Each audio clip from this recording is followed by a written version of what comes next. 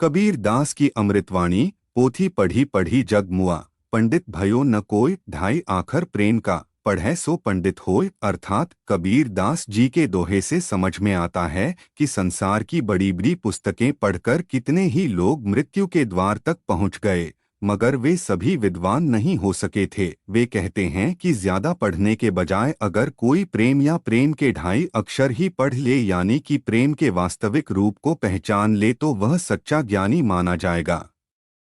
माला फेरत जुग भया, फिरा न मन का फेर, कर का मन का डार दे, मन का फेर। अर्थात इस दोहे में संत कबीर कह रहे हैं कि लंबे समय तक हाथ में मोती की माला घुमाने से भी जरूरी नहीं है कि मन के भाव बदल जाएं या मन की हलचल शांत हो जाए। ऐसे में कबीर सलाह देते हैं कि हाथ की इस माला को फेरने के बजाय मन के मोतियों, भावनाओं को बदलना चाहिए।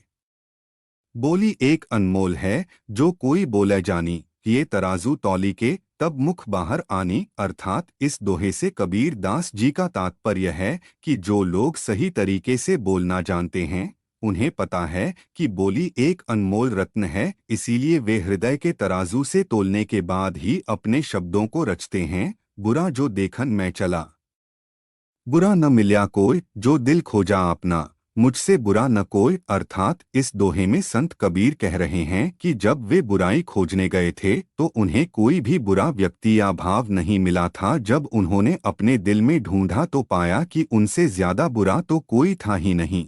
कबीरा खड़ा बाजार में मांगे सबकी खैर, ना काहू से दोस्ती ना काहू से बैर। अर्थात इस दोहे के माध्यम से कबीर बता रहे हैं कि इस संसार में वे बस सबकी खैर चाहते हैं। वे मानते हैं कि अगर किसी से दोस्ती नहीं रख सकते हैं तो किसी के साथ लड़ाई भी न हो, पर नारी का राचना, ज्यों लहसुन की खान, कोने बैठे खाइए, प्रगट हो निदान। अर्थात संत कबीरदास जी कहते हैं कि पराई स्त्री के साथ प्रेम प्रसंग करना लहसुन खाने के समान है। उसे चाहे कोने में बैठकर खाओ, पर उसकी सुगंध दूर तक प्रकट होती है।